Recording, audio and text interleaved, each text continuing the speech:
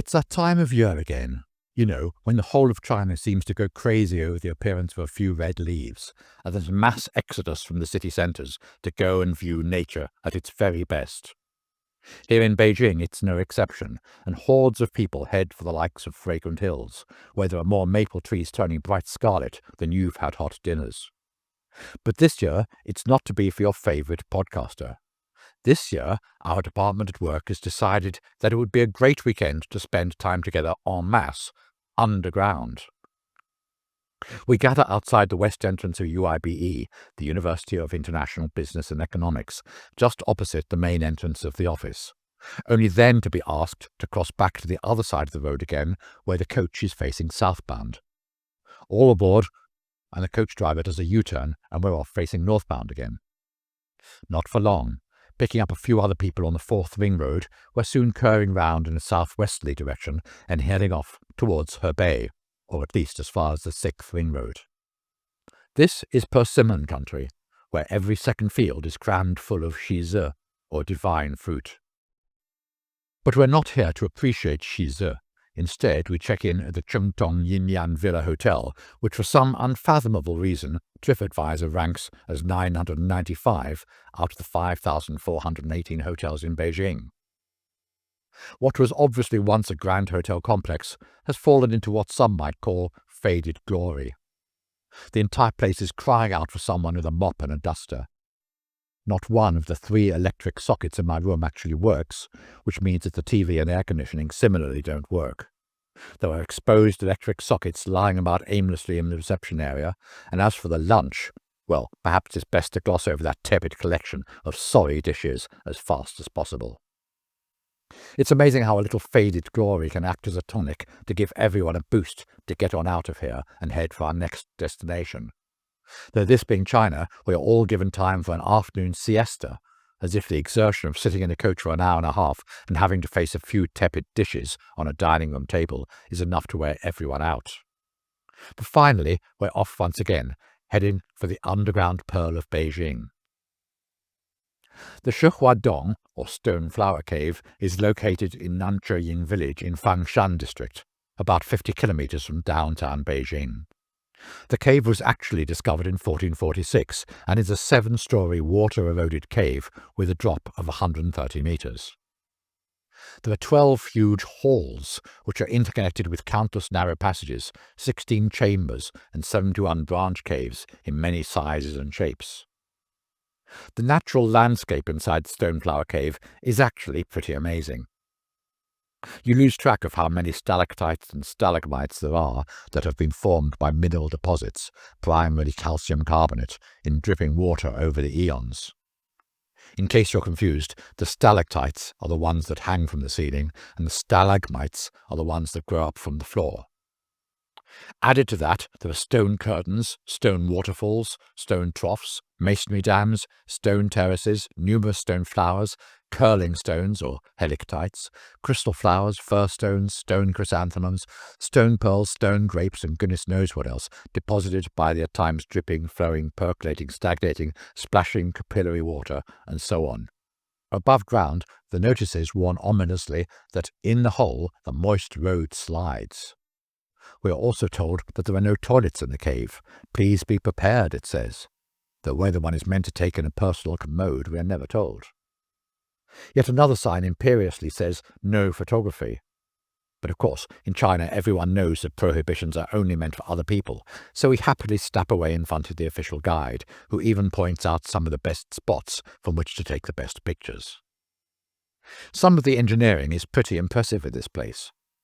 Where nature has not seen fit to provide a gentle slope to walk down, some gallant souls have installed walkways and staircases over the years. Only 4 of the 7 stories are open to the public as of now, but no doubt someone, somewhere, is planning the next staircase to even lower levels in the cavern. You have to hand it to the management of this place.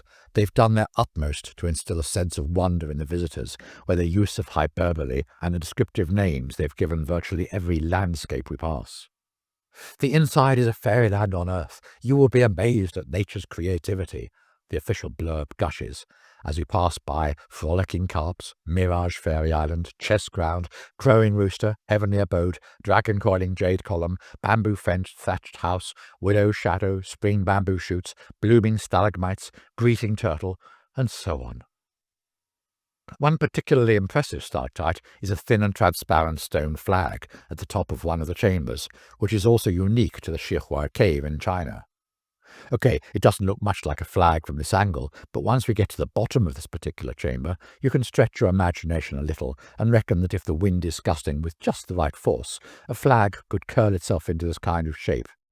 As the guide patiently explains, a little imagination could go a long way. The immortal appreciating cascades are some of the most impressive formations. These are apparently the biggest stalactites in China, and to do them justice, the management of different coloured lights fading in and out over them as we descend yet further into the bowels of the earth. Everywhere is full of the sound of water dripping dee-dee-da, which is composed into delightful music, the blurb continues. And some of the formations are indeed reminiscent of organ pipes one sees in various Gothic horror movies of the 50s and 60s. Another must-see formation is what they call the Immortal's Mirror, a disc-shaped stalagmite which has been lit to great effect. The entire cave network has a constant temperature of 13 degrees the entire year round, and we all know how caves are the ideal storage place for maturing wine. This has not gone unnoticed by the clever marketing people at Maotai, who use the Shihuadong to mature a special edition of their Baijiu, which is only sold here in the cave to gullible tourists who want to take back a souvenir of their time underground. I mentioned earlier that the cave had been discovered in the 15th century, but it wasn't until the early 1970s that it started to get mapped, and first thoughts were given over to making it into a visitor's attraction. As they passed various formations, the 20th century explorers would mark some of the stalagmites so that they would know if they were simply going round in circles. Here they have patriotically thought fit to scrawl, "Long live Chairman Mao." How sweet of them. Lest we are left in any doubt which way to go when descending one particular staircase, there is a sign which one can only assume was originally put up for some errant pit ponies. One fascination of the fourth layer is the preponderance of milkstones. Our guide shines a torch through the translucent rock, which is regarded as a national treasure. And then, as we wend our way along yet another walkway, we come across some particularly fine examples of what this cave was named after: stone flowers. Our tour is almost over, but lest anyone is worried that what goes down must come up, someone has seen fit to route us through an exit lower down the hillside, thus saving our legs, which have probably had quite enough exercise for one day. And joy of joys, instead of returning straight to the hotel, we had driven a few hundred meters to a local restaurant which does us proud with an impromptu meal made up of countless courses. But the night is young, and instead of returning to our power-free rooms, some of us braver souls go in search of the sports centre, where there's basketball — I fail totally to get the ball into the basket — ping-pong, in which I make slightly less of an idiot of myself, and badminton. But what's this? Can it really be? Yes, gracing the touchline of the right-hand court is a dead cat. One's first thoughts are that the poor Moggy simply gave up the will to live in this god-forsaken place and just expired on the spot. But closer examination reveals that it came to a somewhat gruesome end, which begs the question of how it got here in the first place. Totally unfazed, the duty manager in charge of the sports hall simply picks up her dustpan and brush and sweeps the corpse away, as if it's something that she does on a regular basis. But for some reason, not one of us now really feels up to hitting a shuttlecock at this point. It reminds me of the British bestseller 101 Uses for a Dead Cat by Simon Bond, which was a collection of macabre cartoons some 20 years back. The book was promoted with the tagline, "Since time immemorial, mankind has been plagued by the question, 'What do you do with a dead cat?' before coming up with a whole load of suggestions." There was even a follow-up book that came out a year or two later, but from memory there's not a single one of those 202 suggestions that seems appropriate for this late pussy.